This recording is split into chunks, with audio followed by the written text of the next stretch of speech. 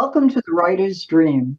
This is a show where writers are able to talk about how they write their books, how they publish them, and how they market them. You can find us on Facebook. Just look for the Writer's Dream. You can find us at LTV. Just click on the videos. You can find us on YouTube, but you have to search my whole name, Linda Maria Frank, and you will find probably 200 authors there because I've been doing this for a while. So if you're interested in how to write a book, or you're just interested in how a book is written, or you're interested in some very interesting authors, please visit us on YouTube. Locally, I am on Long Island Cablevision Fridays at 3 o'clock in the afternoon. So without further ado, I would like to introduce our guests today. Our guests today are two writers who've written a wonderful book called Stealing Time, and they are Tilia Klebenov Jacobs and Hi. Norman Birnbach. And because most of my listeners are people who really like to know about the nuts and bolts of writing a book, I am going to introduce their bios to you because, first of all, they're very impressive. And second of all, I have a reason to do this. I'll tell you in a minute. So, Tilia Klebenov Jacobs holds a BA from Oberlin College, where she double majored in religion and English with a concentration in creative writing. Following an interregnum as an outdoor educator with the Fairfax County Park Authority in Virginia, she earned a Master's of Theological Studies from Harvard Divinity School and a secondary school teaching certificate from the Harvard Graduate School of Education. Despite lacking the ability to breathe fire, except in the strictly metaphorical sense, Tilia has taught middle school, high school, and college. She has also won numerous awards for her fiction and nonfiction writing. She is a judge in the Soul Making Keats literary competition, and she teaches writing to prison inmates. Tilia lives near Boston with her husband, 2 children, and 2 standard poodles, who, by the way, are probably the smartest dogs. Norman Birnbach is an award-winning writer who has published over 100 op-eds, short stories, and articles. His work has appeared in the New York Times, the New York Times Magazine, the Wall Street Journal, the Chicago Tribune, Miami Herald, San Francisco Chronicle, McSweeney's Internet Tendency, New York Magazine, the Magazine of Fantasy and Science Fiction, Militant Grammarian, and other literary journals. Stealing Time, a 2024 Killer Nashville Claymore top pick, is his debut novel. A native New Yorker who lives outside Boston with his wife, 3 children, and his dog, Taxi. Now, these are very, very impressive biographies, but also I'd like you to understand that people ask me all the time where your ideas come from. And it took me a while to put the answer to that together because I also taught middle school, high school, and college. And I thought about it. At first, I said it comes from daydreams, but actually, where do daydreams come from? And then I finally realized it's because I read a lot. I have a background in studying many different topics, and somehow or other, all of that knowledge will generate ideas. So you may have an idea about talking about your grandmother's experience as a pioneer, and that's fine. And that's fine. But if you want to really write a good book, you have to flesh it out with research. So it's research, research, research. Anyway, that was the reason why I did that. My first question to authors is usually, can you sum up your book? Now, I can do that for you by reading your Kirkus review if you would like, or you could do it yourself. How would you like to do that? I think it's fine if you read it. All right, let me read it. So Jacobs and Birnbach's YA time-traveling adventure combines science fiction and elements of classic caper and heist stories.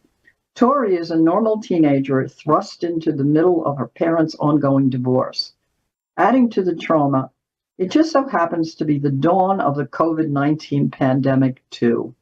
As Tori's entire routine is upended by the divorce and the outbreak, she is forced to ride the crisis out in both New York City and the Boston area, where she'll be moving with her mother, 2 places in near lockdown. While packing her things for the big move, Tori answers a phone call from a New York Times reporter looking for Tori's father. Eavesdropping, she soon discovers a family secret. Her grandfather, a once successful jeweler named Victor Gold, was caught stealing one of the world's most precious gems, the desert sun. He served time for the heist, and the resulting fallout tore her father's family asunder. Shortly after the call from the reporter, Tori mysteriously awakens in her own room, but not in her own time. She's been taken all the way back to March 1980, where she meets a teen named Bobby. As if this weren't trippy enough, she knows this Bobby. It's her father. As an adolescent, in order to save her father's future and therefore her own, she must work with him, facing the peril of highly dangerous criminals to recover the desert sun and set things right for her family. Fans of classic time travel narratives will find much to love here. Though the concept of going back into the past to meet younger versions of family members has been done, Jacobs and Birnbach characters are distinctive enough to keep this work feeling fresh. Tori's unique humor, she refers to summer camp as New York with mosquitoes, and the author's smooth prose make the solid, lighter science fiction yarn a delight. A classic science fiction trope, well rendered. Purpose reviews. That's marvelous. Okay. So what got the two of you together to write this? What inspired this book? Besides COVID, please. Well, I think Norman should answer that because the genesis of the story was really something that happened with him. So, Okay, Norman.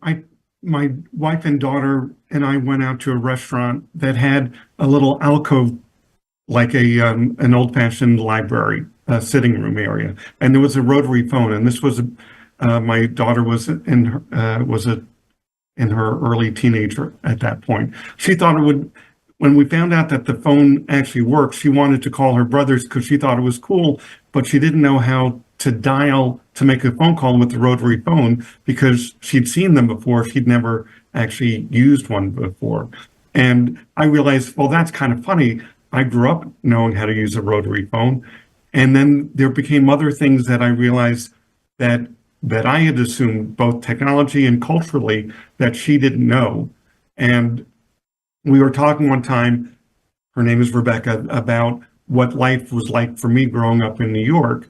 And I told her so much has changed from that time period that she would have it would be difficult for her to get to navigate New York, even though she knows New York well and loves it. And then we started writing, my daughter and I started coming up with the concept. And so we had the daughter going back into time and meeting her father. And then it was like, okay, what do we do with that? And then she went back to finish 7th or 8th grade. And I kept having this in the back of my mind as a story that I thought was worth telling. The story of a daughter going back in time.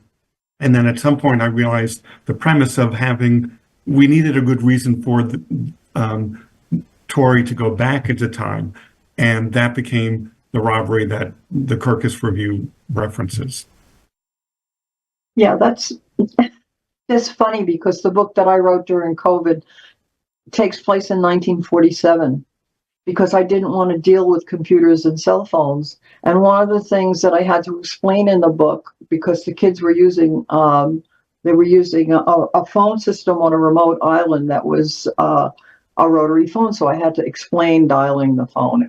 It's very, very funny that we think about these things, how much things have changed. So where did you get the idea for the crime? The crime actually is based on an actual crime. In 1964, there was a gang led by a guy named Jack the Surf Murphy, and he in October '64 they robbed the American Museum of Natural History of the Star of India and other gems, and then they were captured the next day or two, and most of the gems were recovered, except and the Star of India was recovered, but some weren't, and it was front page news. So I knew about that. And there was a certain point when I thought, well, that's a big crime. That's certainly worthy of sending someone back to time. So the actual crime, and so we did research to make sure that that the crime in the book reflects the actual crime. We moved it from 64 to 80, but at that time in 1964, the Hall of Gems was on the 4th floor, and they came in through they climbed up the top and they went through an open window. There was an open window. And there were also many things that didn't work the way they were supposed to from the museum's perspective. And so we use some of that to inform our book. And the gang in our book is called Maeve the Wave. We decide not to make it exactly like Murph the Surf, but close. Yeah, no, but that's the importance of research. And do you know that diamond theft is actually more common than art theft? I did not know that. Yeah, no, I do a lecture series on topics in forensic science, and one of them is art forgery and art crime. So I learned that, and I was surprised. But diamonds are, well, because they can be cut into a million pieces and used as collateral. So yeah, so you use something very interesting. All right, how did you handle the time travel though? What exactly happened to her? She just woke up somewhere else? No. What happens is she makes this big discovery about a hidden family secret that that the Kirkus Review described, and does what she's 15 in 2020, and she does what kids that age do, which is she Googles everything. And because her father discovers that she's uncovered this secret, which of course he's tried to keep hidden away because it was so painful for him, they get into the latest in the series of fights. She runs into her room, slams the door shut, and pulls up an image of the stolen gem, which we call the Desert Sun. It's a large yellow diamond. And as she's looking at it on her phone, and the battery on her phone is fading, she has this weird sensation that she's being, refracted, blown apart, and sees visions and things like this, and then sits up on her bed saying, "Whoa, what was that? What just happened?" And there's a boy standing in the doorway saying to her, "What are you doing in my room?" And as you just told us, yeah, it's her father, but it takes her a while to figure that out. It's 1980 and it's her dad. Yeah, because I think the hardest thing when you're dealing with time travel is to describe what the person goes through. Because the book that I just wrote with my friend as well, which we haven't published yet, has time travel in it. And so that is more like they see almost like the wrinkle in time. There's a wrinkle in their vision, and she puts her hand through it, and bingo, she's on the other side. So you have to have some way to describe it, because it's such a, let's face it, a frightening and strange thing that I don't know if anybody's ever really done it. I'm pretty sure not. It's like trying to describe death. Nobody's come back to really say right what it's like. So yeah, so you can do anything you want with it, which is wonderful for authors. Mm-hmm. So okay, so the plot is wonderful. Time travel is good. Let us fall in love with your characters. Is it your turn, Norman, or is it still mine? Okay, so our characters, the two main characters, are Tori and Bobby, which is her father in 1980. In 2020, his name is Bob. And one of the things that we are proudest of is these are, genuine, believable teenagers. And, well, part of this is that we had an advantage when we were writing it because we both had teenagers living at home with us. But the other thing is that there's a certain way that teens relate to each other that is, I think, as close to eternal as you can get. While Norman and I were writing this book, it happened that I had one of my high school yearbooks out. And my daughter said, "Do you mind if I look through this?" And I said, "Sure, go ahead." And she was reading all the things that my friends had written to me in, I think it was 1981. And she looked up from it and she said, "So what you're saying is teenagers haven't changed at all in 40 years. And I said, "Yes, that is exactly what we're saying." The fact that the mix of, sarcasm and cynicism with optimism and energy, it's a cliche, but youthful energy is a thing, pop culture references. The way teens relate to the world is very consistent throughout the eons. And the other thing, though, is the emotional heart of the story is not just the relationship between these two teenagers, but it's the relationship between a father and a daughter who are trying to overcome the things that have been keeping them apart. And so in a lot of ways, Tori has the heavier lift here because in 2020, she has this terrible relationship with her father.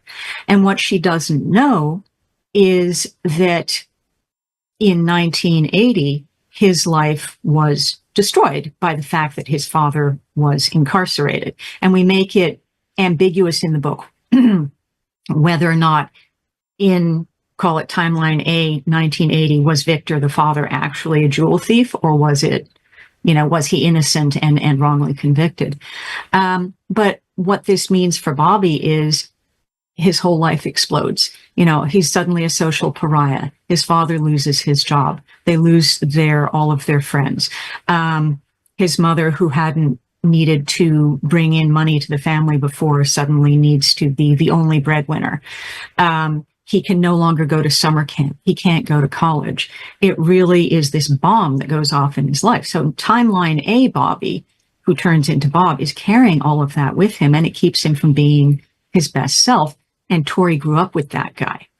So when she goes back in time, a few days before the jewelry heist happens, she's got all that emotional weight, and she resents this perfectly innocent 15-year-old kid who is really just trying to help her.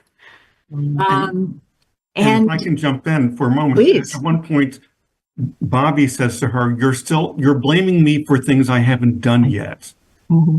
And for me, that was a really nice line. And I don't remember which one of us wrote it, but it was like, there's a story, how could she not blame him? But it's not him. It's a different, it's his father. It's him as a father, years later. And so that part, that's an aspect. One of the things that we really wanted to do was focus on the relationship of Tori from 2020, meeting her father as a peer both at the age of 15, because the dynamic changes so much. In fact, when we were talking about, writing, before we started writing the book, one of the ideas that I'd mentioned to Tori that she always remembers is, do you remember when you found out that your parents were people? And this is an opportunity for Tori, who grew up in timeline A with a bitter, unhappy father, to see what he was like before everything went south. And the fact is, she finds out that she really likes him. Yeah, well, I think that what you've done, which makes the characters believable and also lovable, is that you've shown that not only are they involved in an adventure, but they're involved in a personal journey of coming to grips with a lot of the things that teenagers must learn in order to become adults. So that makes them lovable. Well, and that I think that's the most important thing in a book, is to make your characters lovable. Once people love your characters, then they'll read your next book. Let's go. Okay, so setting. I'm assuming that you use New York as the setting, which is always exciting. But whatever you'd like to say about that, I'd like to hear.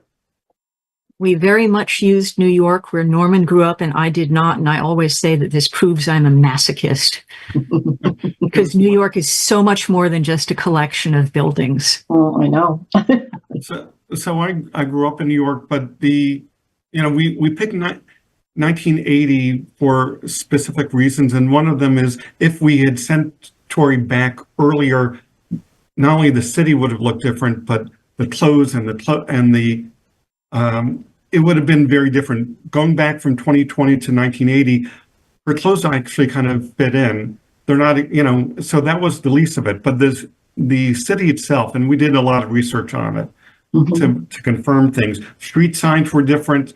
The layout of the grid of New York hasn't changed, but the types of stores that are in New York now, you have nail salons, you have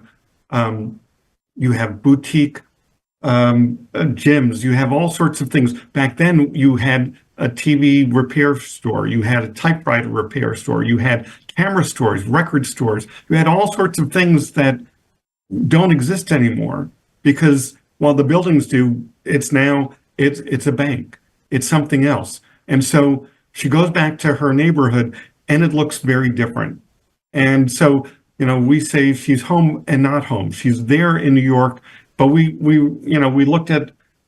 made sure to look at signs and see how street signs have changed, because now in some parts of New York, it'll give you a countdown to how many seconds till you can cross the street, till you can't cross the street. And all sorts of things we looked at to make sure that it was really accurate as much as we could.